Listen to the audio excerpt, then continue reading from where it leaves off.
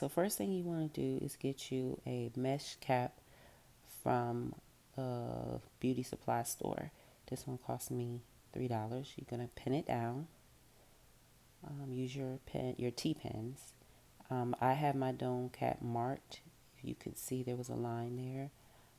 I took measurements of my head and actually marked with a pin all the way around, from ear to ear and from the front hairline to the back of my hairline, and I marked it. And then I normally put my cap down there.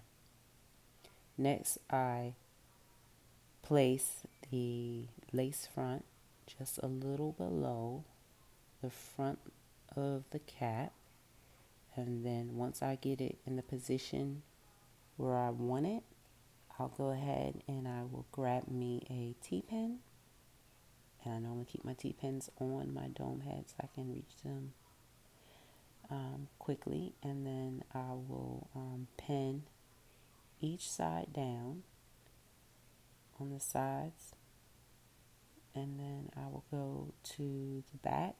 I'll use at least 3 so they don't get in my way when I'm sewing. I don't like to use too many. I'll use 3, and then I'll pin it one in the back,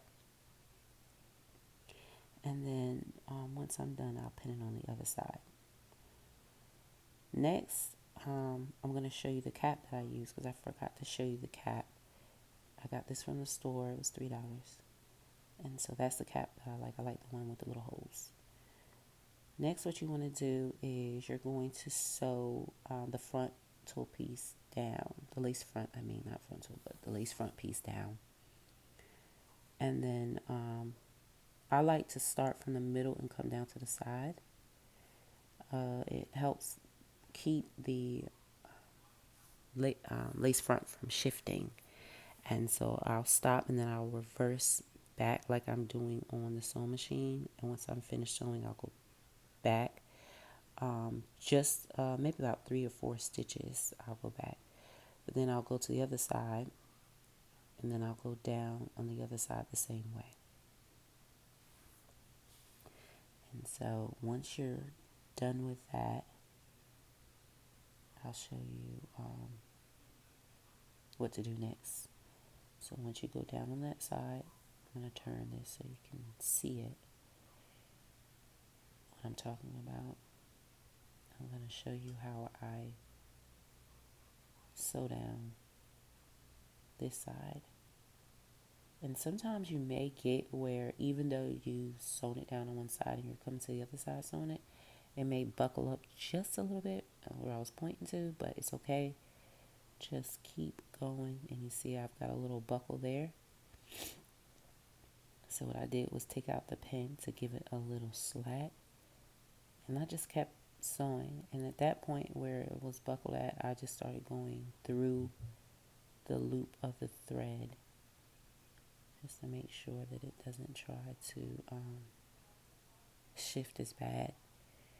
And so it doesn't really matter because I'm going to cut the inside of that stocking cap out that's underneath that piece. So we're going to do that, so it doesn't really matter. So just keep on sewing down, and then I'll show you what I mean when I get to the end, and then I reverse it. I don't reverse it all the way back up to where I started. I just take it back a couple of stitches. So when I get down to the end here, when I do my last couple of stitches that way, and that's what I mean, sometimes the T-pins get in the way, but it's okay, just move them. I'll start to go back, and I'll go back about 2 or 3 stitches, and then I'll tie it. So once I get about here, I'm going to stop, and I'm going to tie a knot just to make sure it's secure. And then I'll move that hair out the way so that I can have better control over what I'm doing. And so then the next part, show you exactly how it's supposed to look. So this is how your stitching is supposed to look. Like I said, I start from the back and then I reverse it up just a couple of notches. And then your dial should be on a 4 or a 3. Those are the zigzag patterns, 4 or a 3. So as I unravel the hair, I'm going to put them together, make sure that they're together. So when you insert them into the sewing machine, they'll be stitched together properly. This part is a little tedious. When you begin, what you want to do is position your needle at least over the inside, if I'm saying inside of the track, because it's going to come back to your left side. So I positioned it on over top of the right, and then it came back on to the left. And then I put tension as I'm sewing. So I pulled on both ends of the track as I'm sewing. But this part, you really want to take your times because it can be very tedious. So just take your time so you don't mess up, and continue to put tension on it, hold it, and run it through. I like to go over mine twice. So this is where I've already went over it the first time, and I'm going back over the second time because sometimes you may miss a slot.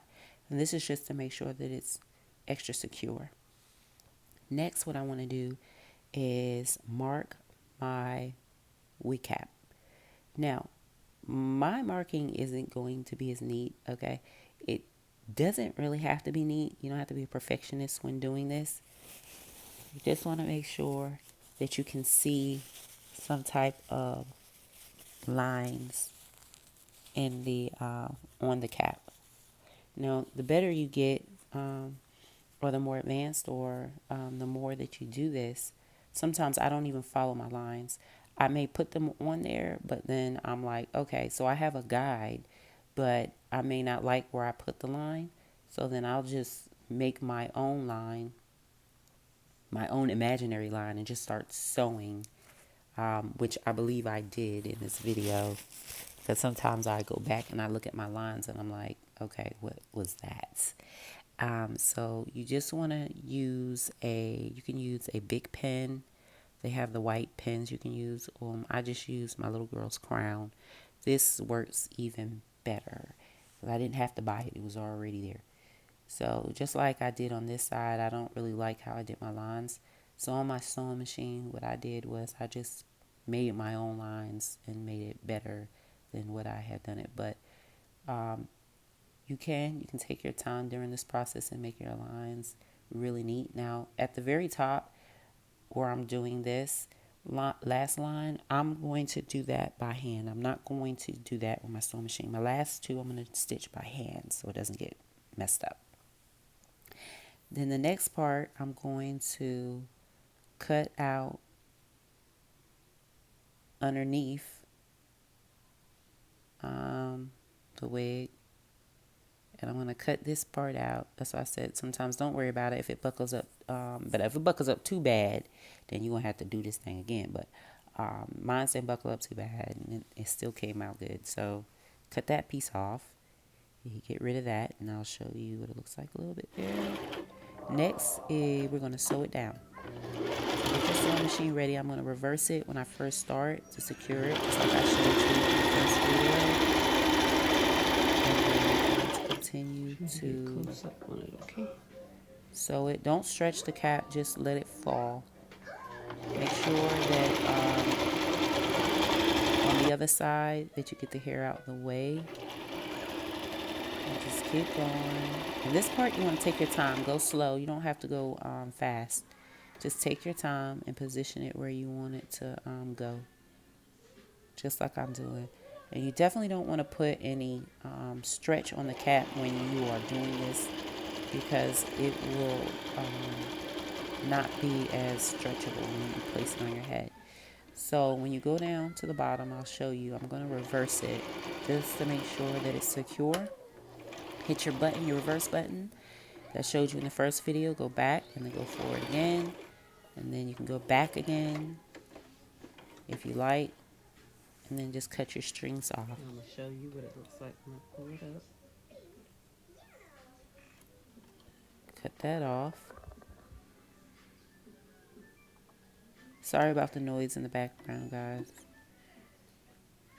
Just showing my daughter how to sew the wig. So cut that piece off, and then I'll show you what it looks like real quick. That's what it should look like once you get them on. And I'm going to finish this, and then I'll come back and show you how to stitch the top. Now, what you want to do here is when you start stitching, you want to make sure that the last two tracks are stitched in by hand. So on your very last track, you'll see where I'm putting the needle inside of the lace front U-piece, and I am stitching not too far, but close enough so that my tracks don't loosen up or have gaps in them. And so you can either go through the loop of the thread. Sometimes I do. It just depends on how I feel. Right now, I'm just going through one time. In some areas, I may go through the loop because if there is a bulge or something, I want to make sure that it's extra secure and that it's not going to come out at all. But going through just like this should be good enough. So you're going to keep going through, and when I get to the ends, I will reverse it just like I do on my sewing machine, and I'll show you once I get to the end. And the reason why I don't like tying it off at the where the lace is because that knot sits right there. So when you put it on your head, it will appear once you put your wig on, and you don't want to be able to see that knot. And you guys excuse me because I have a cold, and so I may sniffle a little bit. Okay, so you're going to keep going. There I have a little bulge, so what I'm going to do is I'm going to grab it right there, you can see, and then I'm going to go through the loop of my thread. Make sure that's extra secure. So then I'm going to go all the way to the end, not too close to where the hair is plucked at. I don't want to go too close. Just right there is good. And then now I'm going to reverse it with my hand. And I'm going to go back maybe 2 or 3 stitches and tie my knot so that it's secure and you can't see my knot. So I'll tie it maybe like once or twice, just to make sure that it's extra secure. And then once I'm done, I'll come back and show you how to do the elastic band. So here we have the elastic band. So what I do is I use my T-pins to pin it down. I put tension all the way around the wig. Not too much tension, maybe medium tension, because I want it to fit snug on my head. And sometimes I'll also use combs on the sides to actually I'll actually use those for more security when it's on my head. So what I'll do is I'll sew this. Now I am going through the loop on this part because I want to make sure that it's secure, very secure. And then what I'll do is once I'm done with that side, I'll go to the other side and I'll secure it down the exact same way. And so this is how I do my elastic bands. And you can get this elastic band from Walmart. It's very cheap. It's not expensive. I think the one that I bought was $3 or $4. And so I'll go over this twice and make sure that it's extra secure. And then I'll also do the other side and go over it twice as well. And so once I'm done, I will cut my thread, and voila, I'm done.